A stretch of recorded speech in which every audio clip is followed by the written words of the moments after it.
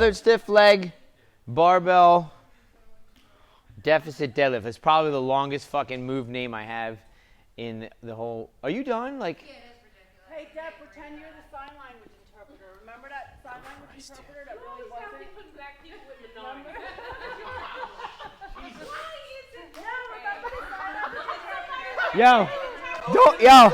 Don't think for a second that's getting edited out. I don't give a fuck. You guys don't remember the one that was standing behind Obama, but he really wasn't a sign language interpreter? And it's always a white person. Why do you think it's always a white person? How many black signers do you see? What does this have to do with deadlifts? YouTube will find out. What am I listening to? All right, so we are going to do the tethered stiff leg deadlift. Now, who's done these before? We did them with dumbbells. Yes, we did them with kettlebells before. We did them with kettlebells before, so this is the first time with the barbell, so it does change things just a little bit. But a couple of things. First off, all right, you're setting your strap on. Jill, you can demonstrate. You're the expert.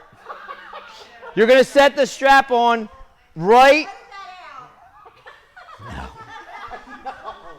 You're going to set the strap so it's right below the top of your hip. So you can't have it on your belly, otherwise it's going to get in the way of the hinge.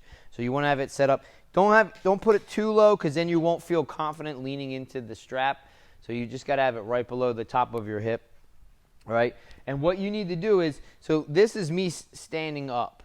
You are not holding so I'm holding myself up.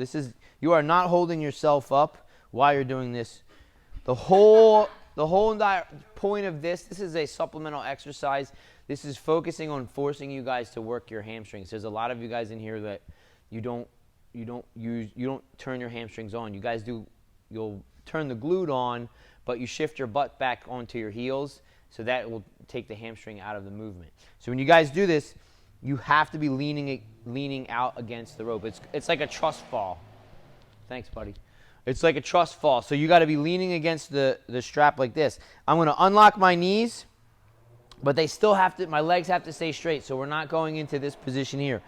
So I'm unlocking the knees. I'm leaning against the strap. As far as the deadlift goes, everyone, when you guys start practicing this, if you're not comfortable with the weight, get a lighter bar, because if you try and do it from the top and you straighten out, you're going to be in spinal extension, and then you're going to go down, and then you're going to go into a deficit position, and then your spine's going to flex, and now you're flexing and extending your spine under load. I don't want any of that. I want your spine to stay where it is, and you're going to hinge. Everything's going to happen in the hips. So I'm going to keep the tension. I'm going to grab the ground, so to speak, with my feet, with the rubber on my feet, and I'm squeezing my butt. So I'm focusing on squeezing my butt, but I'm going to feel it in my hamstrings, right? So I'm here like this.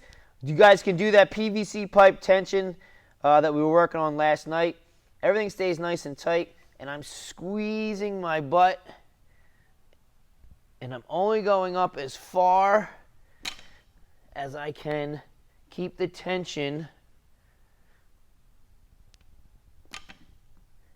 in my butt. So you guys can already start to see my hamstrings are starting to shake. All right? So the focus is not on moving quickly. In fact, as I'm doing this, what I want you guys to do is, as you get to the top of the movement, I actually want you to slow the movement down so that you can focus on squeezing your butt. All right? Anything past, like try and extend your hips till they're fully open, that's fine, but I don't want you guys, don't think like you have to lock out. Because as soon as you go and go into extension, whether it's low back or mid back extension, your hamstrings are going to turn off. Okay? So I need you guys to stay under tension and squeeze your butt. Keep the bar close to you. So turn those lats on. So if you see from here, this is lats are engaged. See how my spine doesn't move? Now if I go mid-back, you guys see that? That's mid-back. I don't want you guys in there. This is low back. I don't want you in either one of those. Okay? Cool. So you guys are going to do this 5 sets of 6 to 8 reps at Q-1. So I want you to stay in a position where you can maintain tension and control the whole entire time. If you're at a weight that even at 8 reps your hamstrings aren't burning, then you just keep doing reps until your hamstrings start to burn. And then the next set, if you want to go up in weight, that's fine. But be careful. If you go up in weight and it's too heavy and your hamstrings aren't strong enough and you go into your low back, drop the weight and just do more reps.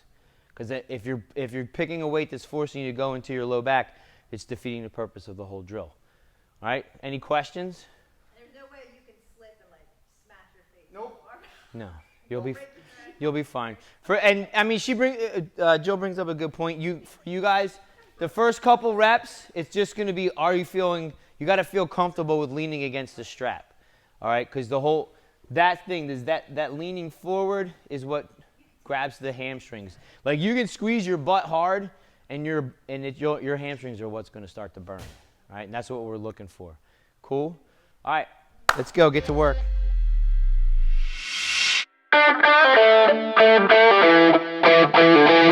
Hey!